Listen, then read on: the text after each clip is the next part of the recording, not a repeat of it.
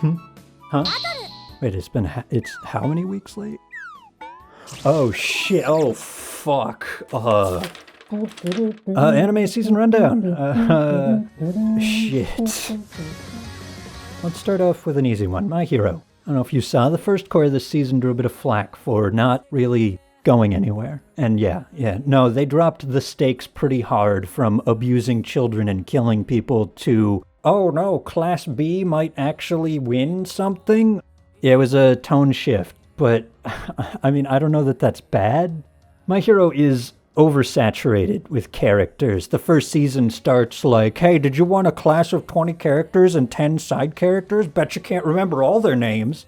You know, they're adding characters like your dad drinks alcohol, and it's gone from funny to sad. Somebody needs to tell them to stop, and honestly, it looks like somebody might have. Maybe your mom screaming that she's just gonna take the kids and leave finally got through to someone. Because this core, there were no new characters. Instead, My Hero turned back to its roots and did a little bit of groundwork, tying up old arcs, giving the spotlight to some of the side characters that got audiences invested in the first place. I mean, if you take a step back, you'll realize it's important for shonen to have these slower seasons, to take a breath between cataclysms. It's so the audience doesn't get bored of spectacle. I mean, really, this is just a much more tactful version of Naruto training Wind Rasengan or Goku running down Snake Way.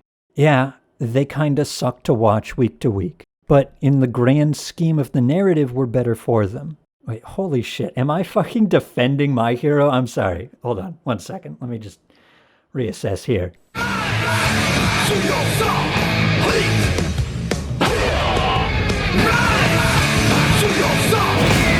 Hey guys, it's me, the irritated weeb reviewer, and this show is My Hero, more like, my god, this show sucks my balls.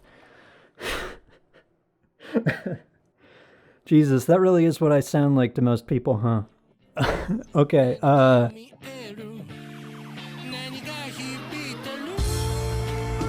Odd Taxi begins as kind of a furry durarara. Characters with their own separate stories weave in and out of the plot, using the main character as a hub, a straight man to bounce their more chaotic and charismatic lives off of. But unlike durarara, Odd Taxi doesn't get tangled up or bogged down in its own plot lines. Odd Taxi weaves those plot lines into a cohesive and striking narrative. It never ceases to be unique while never losing the viewer in some arcane plot. The twists are earned, they're logical, they're foreshadowed, and yet still end up being surprising. However, Odd Taxi's uniqueness is, at times, off-putting. The cutesy animal art style can subtract from some of the harsher, more mature tones and topics that it tries to address. But even the most abrasive elements end up being intentional. Every part of Odd Taxi is meticulously crafted. Really, you just have to see this one through. 9 out of 10. If Odd Taxi is a gourmet meal, I've been killing slimes for 300 years and maxed out my level is not. It's slice of life OP protagonist isekai, which, you know, we're starting out with a little white bread, but could be decent if we added in a few interesting characters. You know, just a little spice, a little bop, a little bang, boom, bing, cannoli. Instead, every character has one note. I'm a cute dragon maid. I'm a cute ghost. I'm a cute airhead. We're both cute. That's the whole goddamn show, dude. Okay, I'm seeing here it does start with an interesting premise. The main character works herself to death, and so when she's isekai'd, she adopts an anti-overwork philosophy, which, you know, in anime, speaking out against overwork is essentially just the heroin addict that schools hire to give motivational speeches about how drugs are bad. But I can't even harp on that point because the show forgets about it halfway through. Maxed out my level is just moe and inoffensive. The art is uninteresting, but I guess it's not bad. The plot is lazy, but I mean, it's fine. The characters are boring, but they're not necessarily unlikable. The worst thing about this show is that it will probably get a second season. Because if something this unimaginative can sell, it can definitely be mass-produced.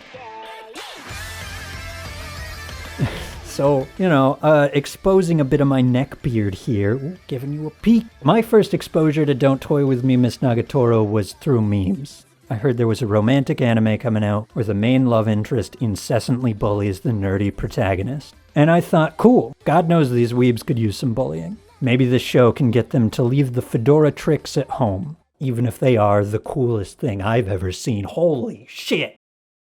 Oh, shit. But outside of the first episode, Nagatoro takes a pretty soft touch, with more teasing than bullying. Like many romantic anime, it plays the will they won't they card fucking relentlessly, and over-relies on a couple jokes. But for me, the characters' relationships and interactions were unique enough to get away with it.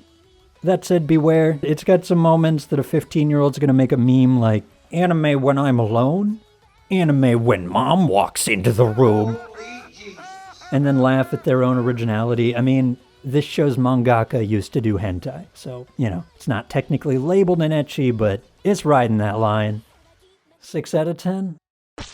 Ew, gross. Oni-chan, what's this hot, sticky liquid just all over my face? Oh, it's egg. It's Wonder Egg. Yeah, last fucking one of these videos, I was like, Cloverworks is just so cool, and Wonder Egg is just so great. I can't wait for their 13th episode they delayed for some reason. I'm sure it'll just be grand. Yeah, that one's on me. I should have seen The Canary in the Coal Mine that was Neverland Season 2. I think Cloverworks just doesn't understand how endings work, dude. Wonder Egg's 13th episode was just a recap and then a teaser for their next season. And so yeah, maybe that next season will be good, but I've learned my lesson with Cloverworks. No assumptions anymore. I brought a high school girl home. Title's pretty self-explanatory here. He finds a high school runaway, takes her into his home, and then, hold on, get this. He doesn't sleep with her. Oh, wow. Isn't it so wholesome that he's not quite a pedophile? Normally, I'd be more sarcastic about that, but given anime's relative track record, congrats. Yep, he refuses to sleep with an underage girl. Progress is baby steps, I guess.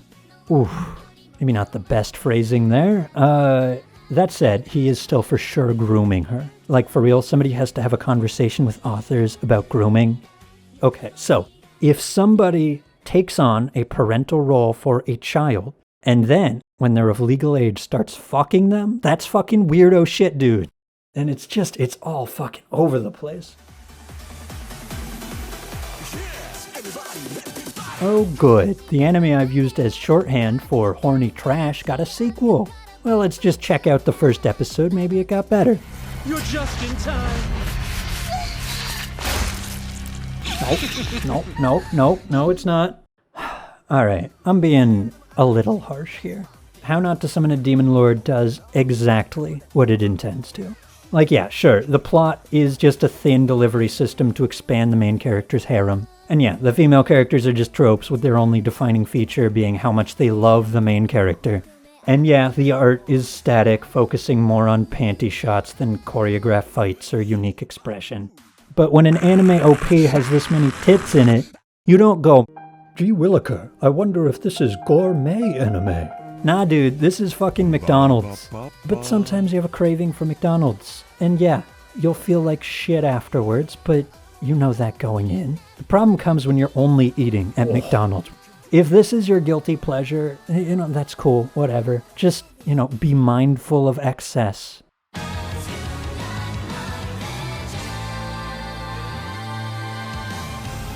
Most media that involves AI is either, oh my god, they're gonna kill us all, or they have souls, guys, a robot has a soul. Isn't that just crazy? Which, yeah, maybe in the 90s when Blade Runner and Ghost in the Shell came out, that was a revolutionary idea, but at this point it's pretty normie shit. Like, yeah, something with a sense of self has a sense of soul. Wow. You guys made it to I think, therefore I am. What is that, 1600s philosophy? But Vivi is self-aware enough to use those tropes around AI as a staging ground so that they can expand their narrative to cover more ideas in their short 12-episode run. You don't have to focus on why are the AIs killing everybody, because The Matrix and Terminator and so much other shitty sci-fi media has already done that. So Vivi can and does go farther. It asks, what are the coming roles of AI? How might human culture react to them and their dawning sentience? If a being created for a set task gains sentience, how does their sentience reconcile with their established life's purpose? The show also is just fucking gorgeous. I mean, sometimes the show goes full handsome Squidward, and then just when you think the art is good, but, relatively static, they bust out a fully choreographed, no CG, no cuts fight scene, just out of fucking nowhere. Like, damn. This show didn't even need this to be good, but, dude, I'll take it. Like, I'm not complaining here. That said, Vivi does miss a couple notes. Some of the arcs feel rushed. Some of the characters are underdeveloped. For a show working on a 100-year timeline, it comes across as scared to spend too much time in any one place. And while that episode 4 fight scene isn't CG, CG is no stranger to this show, especially in later episodes. But hell, dude, I've given worse shows 8s, so, 8. Jesus Christ. Yeah, this was fucking a long one. And I kind of took a long time to watch the shows because some of them made me angry. But yeah, I'm going to shoot for more regular uploads again, every 2 weeks. That's just enough so the YouTube algorithm ignores me, which, got to live that underground life. Don't want to be a sellout. All right.